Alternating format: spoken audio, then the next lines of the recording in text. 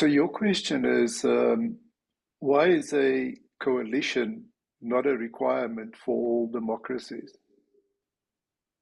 Because it seems like since South Africa has got the government of national unity, which is a coalition of some sort, that things are going better. Yeah. I think it's a very valid question.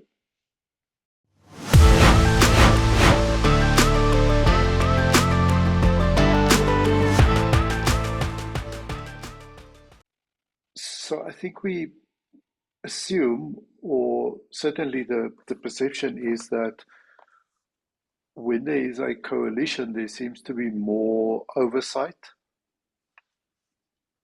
Um, I don't know. Why is it that there is more oversight when there's a coalition Suppose the versus, two or three parties are checking in on each other and what their responsibilities are. mm, Because you that could know be that they're true. going to call each other out if something's not going the way it's supposed to. Um, Well, theoretically it is. But if you look at kind of like just a few levels away from national government, we have the situation in Pretoria or Tshwane, where there is a vote of no confidence today in the mayor. And this is a mhm, saga that's been going on for more than a month now. Um, Not that anybody has really disputed the fact that this guy has done some great things for the city, but purely because of politics and interesting. parties playing party politics. So one or two of the backers walked out, and now it means that other people can muscle in and so on. So that's um, a little bit of a potential problem with coalitions. I wonder if there are any examples um, of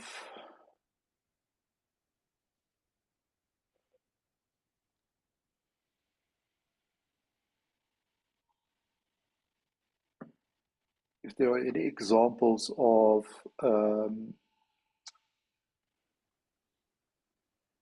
coalitions that have, over a significant period of time, worked well and Yeah. improved the lot of a country or city. Theoretically, it sounds like a good idea for exactly that thing that you feel like there's more oversight. And I'm thinking that the whole process or the intention of it was that that type of oversight shouldn't be necessary. Hmm. So, so my view or my feeling at the moment is that from a South African point of view, it is going well, the government of national unity, because it seems like there's more of a will to get things done. Hmm. Well, I suppose part of the reason it might not work is because the point of, or the reason that people are stepping up is because there will be another vote at some point, and one of the parties will possibly win. So there's the kind of the fear that if I don't do a good job now, the other party will win in the next election. Yeah, so which is what it should always be. Yeah. I should do the best that I possibly can for the country and not just for the party. Hmm. You see, and that is where I feel that so much has gone wrong with politics. Again, pick your favorite country and Yeah. look at that. It has become so much about the party and Yeah. not about the people. Yeah. I have so many problems with so many of these democracies, you know, where it's not about what is best for the people and what is best for the country, but just a, a power grab to gain or maintain control over um, the apparatus of the state. Yeah. So, for example, if you look at the amount of money that is being spent on the US election, um, and the amount of money that was donated, I think if you add all of this up on the different levels, so whether we're talking about mayoral candidates, um, state legislature, and then national Senate, Congress, etc. It. I haven't seen a figure, but I've kind of heard. It's kind of like 20 and 50 and $100 million. It's like small change.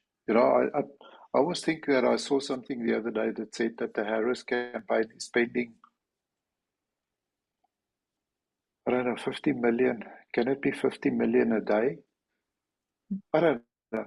If it's Yeah. 5 million a day, it's still, leading up total contribution or total what has been spent on this thing must run into the hundreds of millions of dollars. Crazy. It is absolutely crazy.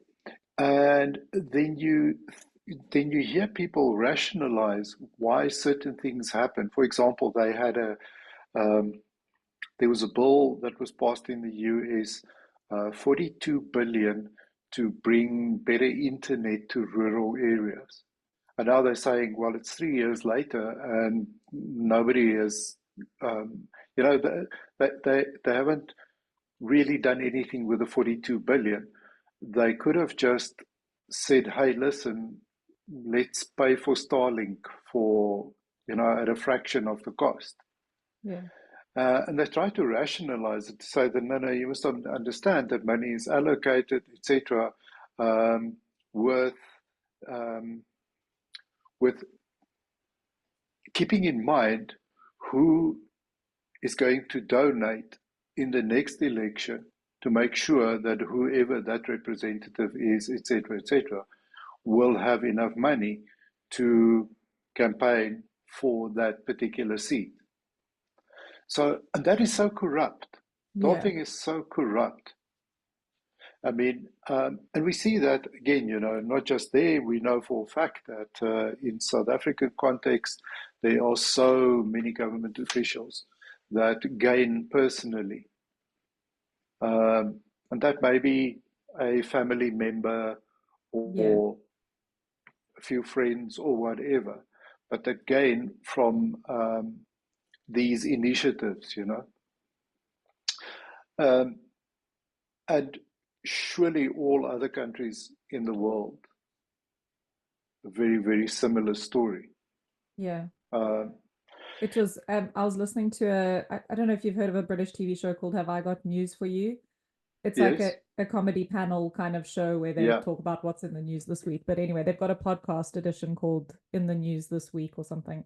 And I was listening to their latest one, and they talk about funny headlines that they've seen. And the one guy saw a thing about in Canada, um, the military spent, I don't know how much it was a ridiculous amount of money on sleeping bags that aren't suitable for a Canadian winter. And so mm, they've just wasted all this money. But it was just funny listening to the commentary because it was mostly British people on the podcast. And they were talking about, oh, we thought it was just our government and military who made stupid yeah, mistakes like that. And I'm sitting there yeah. thinking, oh, you should find out some of the South African stories about because Oh my there word. was a British story that they paid millions for these drones to use in war zones, and they only tested them in the UK. And when they went to Okay. a war zone, they just couldn't operate under those circumstances in the heat, and they weren't able to do what they were supposed to do, which is Oh my just word. insane. So just all of these like incompetent governmental spending, which I was thinking, I think during COVID, there was the big PPE scandal in South Oh Africa wow. where our government spent millions on PPE for some uncle's something. Correct. And Yeah. sanitizing of schools. Yeah. Some government official, um, either either the wife or very close relative, 400 million rand to sanitize schools. with which uh, I think if you take if you go around the world and you add up all the PPE related Mm. grift and corruption, I mean, you can build a phenomenal economy with that Mm. type of money. I remember us all saying at the beginning of COVID, oh, we should have invested in masks, you know, Exactly, yeah. would have been billionaires. Yeah.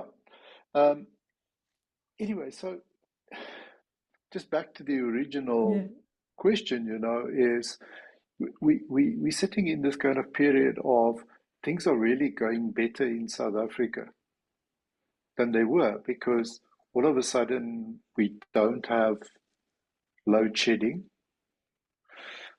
Um, we are, staring enormous electricity price hikes in the face. 37 or 40% is what they're asking for. Wow, I mean, it is absolutely that's ridiculous. crazy. And Yeah. the rationale behind that is well, what they sit with all this debt that they can't recover. They sit with debt that they have to repay when everybody just kind of stuffed their own pockets um, with money that they borrowed from wherever. They sit with all this debt that municipalities and so on owe them, which they figure that they're never going to recover. And the answer to that is well, let's whack the consumer with. So anyway, so guess what I'm looking at is well, how many more batteries can I add Yeah. to my solar solution so that I actually don't have to use them at all. Yeah.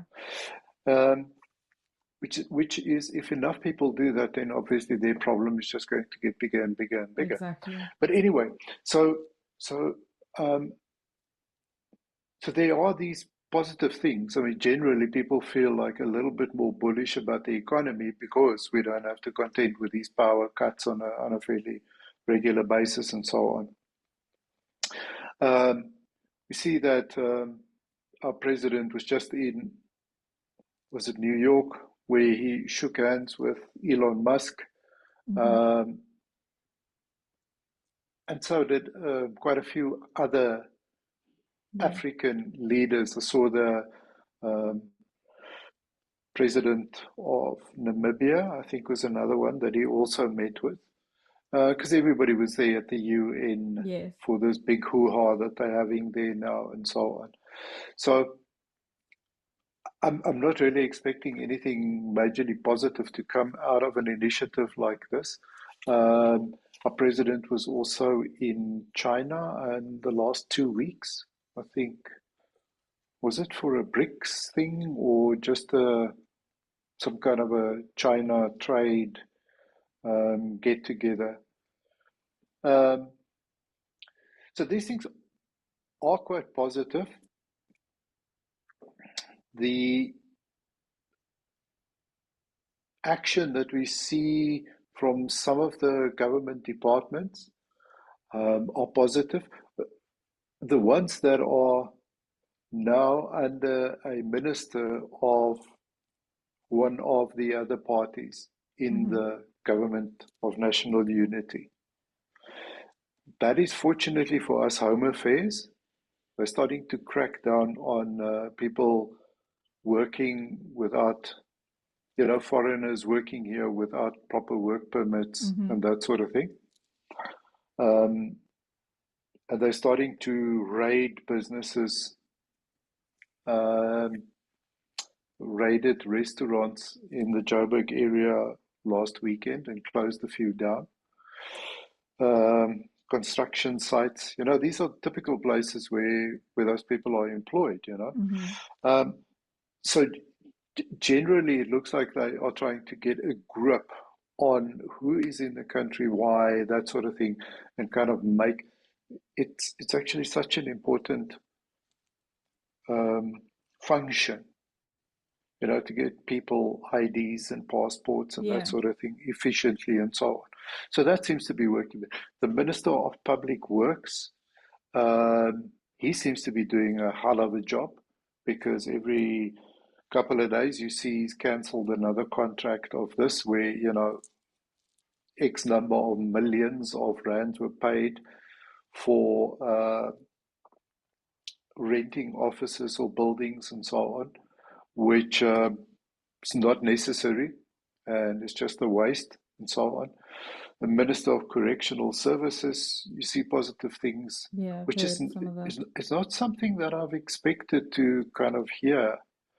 Um, it seems like the police ministry is also doing better.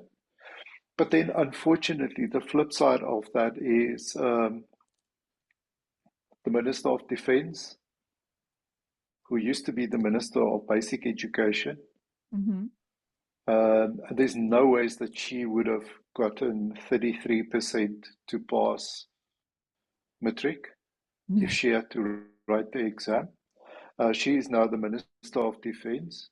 Okay. And what did they do? There was the national or the annual air show in Pretoria, which is more of a defense contractors, that sort of thing, coming to showcase their wares, and a whole bunch of trade being done around that. And she just screwed up the permits of the US. So the US could not participate. They were going to participate, but they couldn't participate. So, so incompetence like that. We see the Minister of Health hell bent on moving forward with the national health um,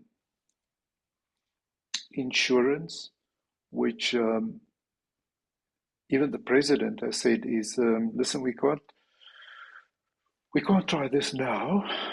Um, I'm sure he knows that there's no ways that that can be funded, and that they have the capability to run this thing, and also the number of medical professionals that will just leave the country. Yeah. It is too gruesome to contemplate. Yeah. Um, anyway, so you kind of have these both two sides, where there's on the one hand you feel like there's positive things happening, and on the other hand you feel like you know what, it's a bit more of the same, and Yeah. they're still just getting away with that. But as I said, that level lower, we do have these kind of I don't know, power plays in certain of the bigger metropolitan areas. Um, it'll be interesting to see how that plays out. Um, it'll be a pity if this mayor is removed and replaced with another useless bureaucrat. Mhm. Um, is it going to change people's lives significantly in the short run? I don't think so. And unfortunately, I feel that there's too much of that happening. In the short run, we don't we don't really um, perceive it as getting worse Mm-hmm. until you sit back and you compare it to what it was. I don't know. Very quickly, if you look back 10 years, you go, my word. Why is it that we have traffic lights that haven't operated? Traffic lights at major junctions that haven't operated in more than 4 years. You see, but we get so used to it.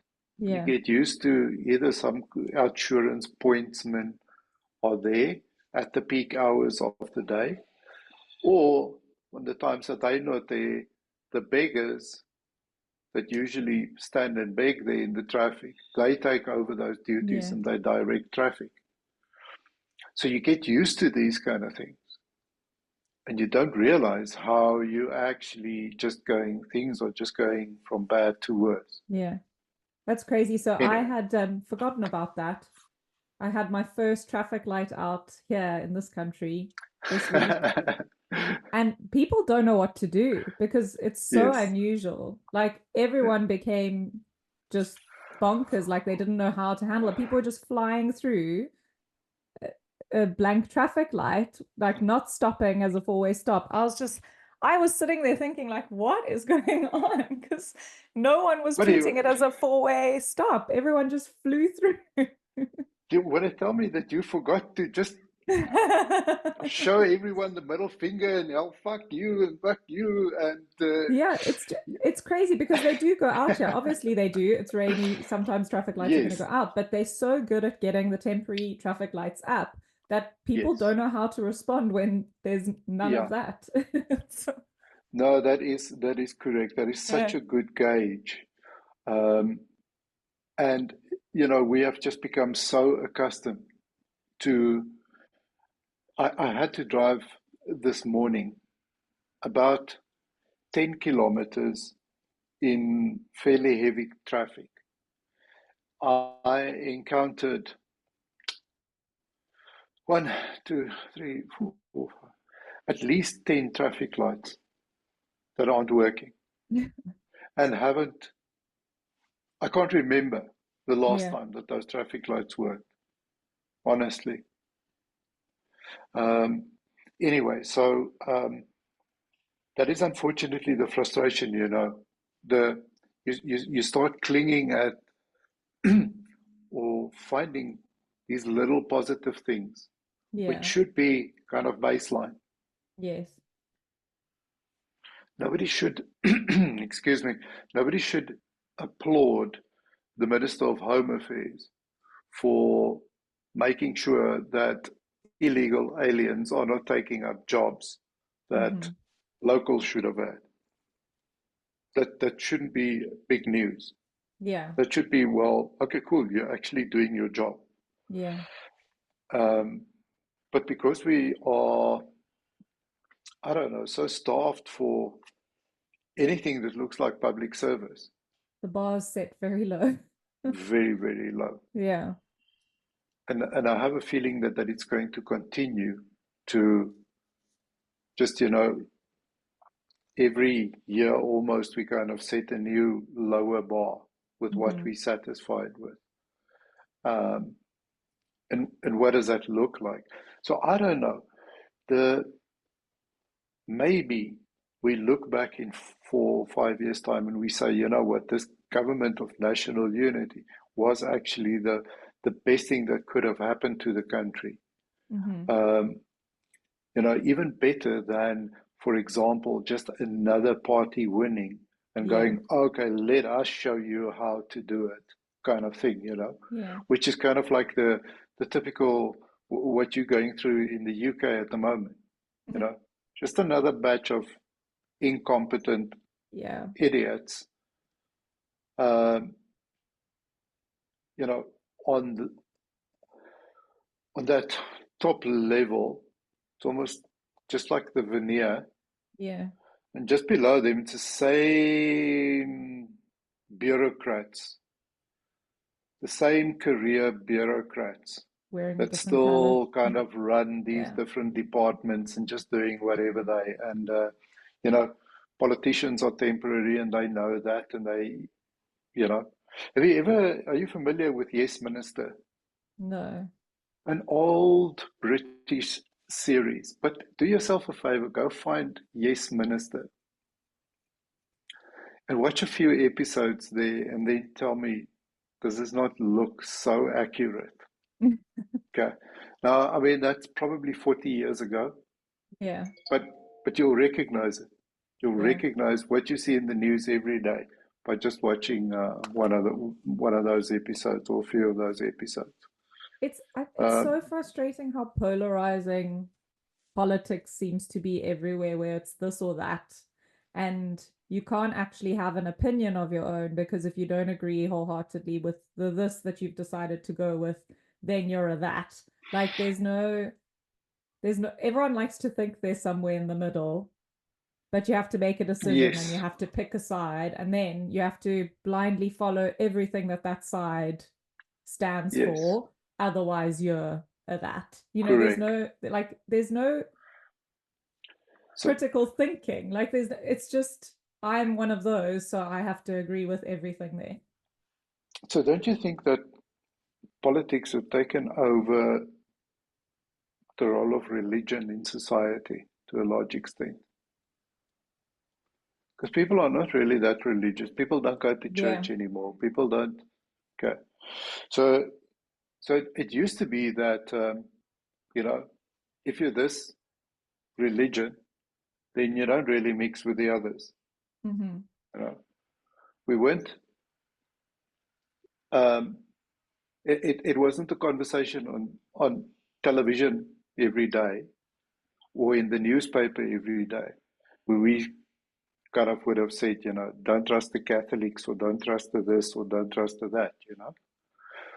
But that was like, okay, cool. You kind of kept to your people.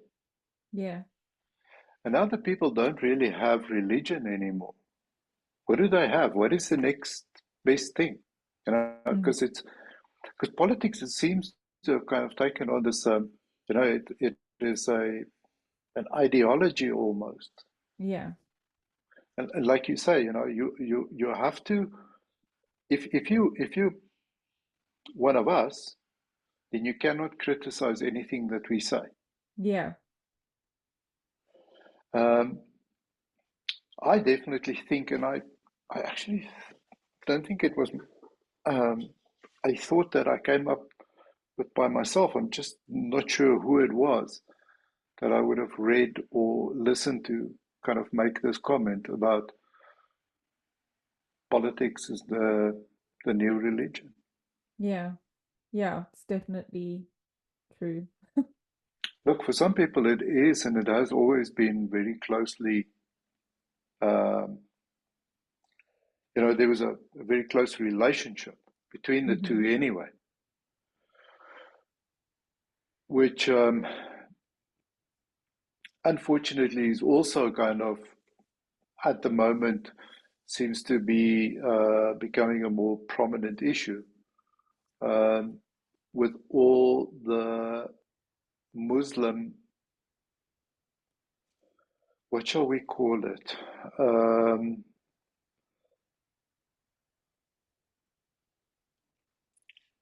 Muslims kind of asserting themselves in countries where there have always been Muslim communities, but they didn't feel the need to push the religion Hmm. to the point where they are at the moment for whatever reason. And I think that that's fueled by politics as well to a large extent. You know, you get Yeah. these woke college kids that are chanting from the river to the sea and, you know, um, all these other things that they know nothing about, which obviously then makes it so much easier for the more extreme um, people in that community to kind of go, okay, cool.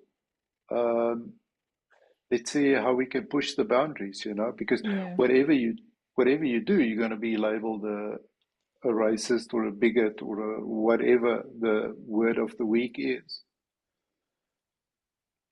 But I definitely think that politics have taken over the role of Yeah. religion in societies. And I, you know, back to our discussion the other day about the fourth turning, you know, if we kind of are in this phase of chaos, Hmm. um, or at the beginning of that chaos, you know, then so be it, and let these things play out so that we can get to the point where we can establish some order. Um, I'm nervous about the escalation of the um, military situation in the Middle East Hmm. and in and in Ukraine Yeah. and Russia.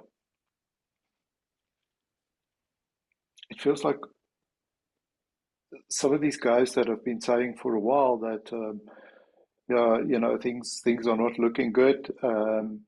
We are approaching World War III, or we are approaching something bigger. I think we all were hoping that they were wrong, Mm-hmm. but now it seems more likely that they are correct.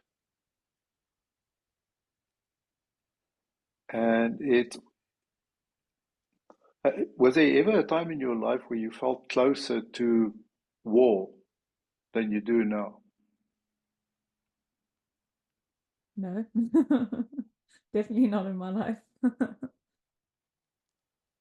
And it's that for me, it's still that strange thing about, what, it feels so far away.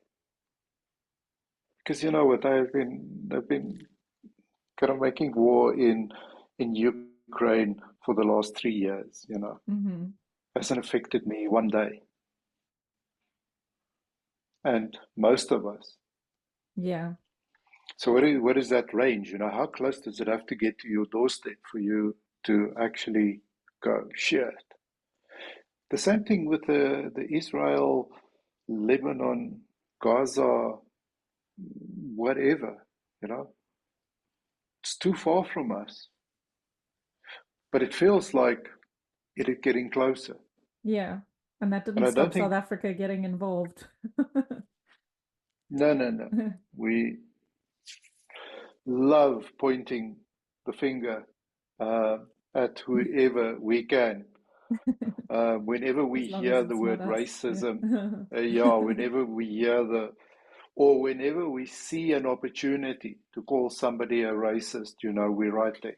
Mm-hmm. Um, anyway, so I'm a little bit concerned about that, and the the fact that we see some positive things happening in our local government, economy, etc. You know, these other uh, events can change that very quickly. Yeah. Is there any talk in the UK about this escalation and chance of No, war, or is it? I haven't heard anything. I just know people are talking about who Keir Starmer is talking to and what he's saying in the US. Well, Um, David Lammy has a whole fucking lot to say. Did you see David Lammy at the United Nations making it a race thing? no, I didn't. Oh my word! Just go and yeah. No, don't even bother. It's not going to enrich your life at all. But it is absolutely friggin' amazing how the um, how we can actually try and make it about race. Mm, Um, so it's shocking. It speaks to the quality of the leadership of the politicians that we have to deal with these days, unfortunately. so what can we do? Absolutely nothing. Wait We, and see. yeah, look, I think that there's a couple of things that you can do. Is well, have a plan B. What does your plan B look like? Okay. Um, Unfortunately, you have a plan B. You may not like it, but you have a plan B. There is another country that you can go to Yeah. if things heat up. So that's a great position to be in, to have at least another geographical area that you can kind of walk up to the counter and show a passport and get in. Yeah.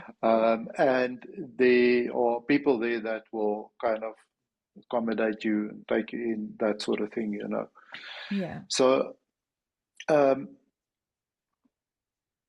I don't know. I think from a financial point of view, I don't know what the answers to these things are. We touched on it the other day in terms of where do you invest? Where do you save? What does it look like? Are banks going to fail? Um, what happens to your savings? What happens to this, Mm-hmm. that, and the other, and so on? So I don't know. I think everybody must think about that a little bit. Um, Obviously, something that is really important in our modern world, which is something that I often think about, is connectivity. What does connectivity look like if there is an escalation of this kinetic war? Mm-hmm. Um, but that's unfortunately not really something that any of us can do anything about. Yeah. You know, what does it look like? I'm not a prepper. I don't have canned food and so on, because I don't think that we're not close enough to that conflict to kind Yeah. of get to that level of, oh shit, it's going to be necessary to do that, you know. Um, anyway, other than that, I think it's a question of um, maybe reading a little bit of history to understand what happens in a war, not from the perspective of, the Soldiers. front lines where the Yeah. shooting happens and that sort of thing, but what happens to the rest of the country and the rest of the economy and the rest of the. We've all seen these video clips of yeah, the stark contrasts in the Ukraine. The Mm-hmm. one is there where the bombs are falling and there's guts and mayhem and whatever, and the other one of the restaurant where people are sitting there enjoying their cocktails and a lovely dinner, and it Yeah. looks as peaceful as in any other. So I think we can all do a little bit better in terms of educating ourselves because we haven't been through that, and we don't have parents or grandparents who can tell us what it was like because they probably haven't been through that, Yeah. you know. So other than that, I don't think there's anything we can do. Well, I know for a fact there is nothing that we can do other than that. Stay educated and not just from one news source. Yeah, yeah, the historical stuff is really important. How did the stock markets, how did they do during the Second World War, for example? Because that's unfortunately the closest reference point for most of us. The Vietnam War, yeah, that was very isolated. Um, Iraq, that was very isolated. Mm-hmm. Afghanistan, very isolated, and so on. But on a large scale, the way that they're talking about now, in terms of, oh geez, you get Iran involved, you piss the Chinese off and yeah, this, that, and the other, it sounds like okay, cool. This is something that could affect a lot of us. What happens to things like the stock markets? Do they Yeah. still keep functioning? To what extent? Um, Or and access so on and to so forth. tech or to car parts or to access to fuel, access to We have COVID to kind of refer back to with a yeah, couple of these things. 100%, like you say, if there's computer some chips. major Yeah. disruption in supply chains, then we're going to run out of antibiotics. We're going to run out of computer chips. We're going to run out of shoes. We're going to run out. PPE in the hospitals. There's so many of these Yeah. things that are all manufactured in a different part, and it is concentrated there in China and in the Mm-hmm. East. So if we saw when the ship was kind of blocking the Suez Canal, Yeah. silly little thing like that, 2 3 days, things pile up, and then what does it look like on the other end? So anyway, so we have that as a fairly recent reference of what does it look like when supply chains are disrupted. Um, from a food standpoint, well, can we all survive from locally sourced foods? Mm-hmm. Well, I can definitely. You should be able to as well. Yeah. But for a lot of people, that starts to look like a slightly different thing as well. Yeah. However, is my food reliant on other countries? In other words, all of these fertilizers, etc., that are needed to feed the cows Hmm. before they become food for me. Yeah. So, yes, sure, we can go and find the grass-fed, antibiotic-free, all of those things, and pay a premium on that. Yeah. But for the average person, that could become a challenge. Well, that is the other thing is costs will probably rise. I was just thinking Yeah, when you're talking about even for things like water or, just everyday essentials. correct.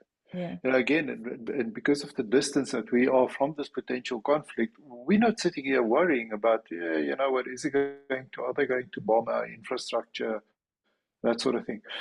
However, I do think that something that not enough people are paying attention to is that, you know, the next world war may not be so much kinetic as it is um, cyber Hmm. or biological. Yeah. In other words, if we really get to that point where everybody is really pissed off with each other, that people start attacking power grids Yeah. or networks. Well, So, the well, UK rail network was just hacked. really, The Wi-Fi, the Wi-Fi on the UK rail network. Something okay. about, I just saw a headline this morning, something about something about terrorist attacks in Europe came up on So everyone's that's phones that were on the so that's trains. yeah. So that's really scary to think that if you take, I don't know, somebody takes over the power grid of London, and while you're at it, also shut down the rail networks. Hmm. You know, and even our water plants and that sort of thing, those things all run on computers and networks, etc., etc. Hmm. So you can really, without firing a single shot, and from many, many, many miles away, wreak havoc on a country or their infrastructure. Yeah. So it's not just a question about, well, what, we're so safe here where we are. There are no nukes that can reach us.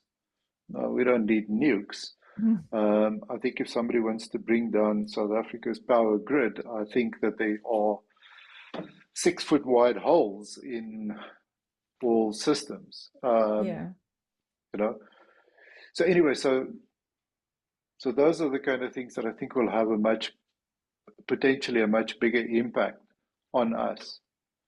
Um, but large number of people are really reliant on um, food that can only be it comes out of a factory. Yeah. Whew. So we started with talking about coalition governments and ended on World War III. Yeah, it's inevitable, I think. It's the fourth turning, so the rebirth is Yeah, just around the corner, isn't it? yeah. Well, just around the corner, it's within the next 20 to 30 years, right? Is that a correct assumption? Is that how long it can take? So if we just Yeah. in the beginning of the fourth turning now, Yeah. and that is like a 10 to 20, let's say we're in year 5 of the fourth turning, or even year 10 of the fourth turning. So then we've got another 10 years for this to play out. Mm. And a lot of guys, since the beginning of COVID, I have followed a few guys that have all sorts of models, etc., and where they predicted. And the names or the dates rather that came up was 2030, Yeah. 2032, 2027 has now come up. So if you think about it, kind of like these dates, and you see this in terms of the fourth turning and so on, it feels like, okay, cool, 2032 or 2030, that puts us in this, okay, cool, we're about 5 to 10 years into this fourth turning. And then that will be the bottom of it, and then we'll kind of get the rebirth, start in terms of the rebirth. And to get to that point where you can kind of take the dust and the dirt and the shit off, and say, okay, cool, we're done with this now. That's another 20 to 25 years. Anyway, as always, there's going to be massive opportunities for Yeah. those who are awake enough to spot those opportunities. And I think that's the other thing that's really important is not just look at it in the negative sense, but always know and understand that there will be opportunities that come out of this, and look for those. Anyway, And not keep very finding cheerful. joy in the small things. Oh, absolutely. Absolutely. Cool. Thank you, Herman. Thanks, Ali.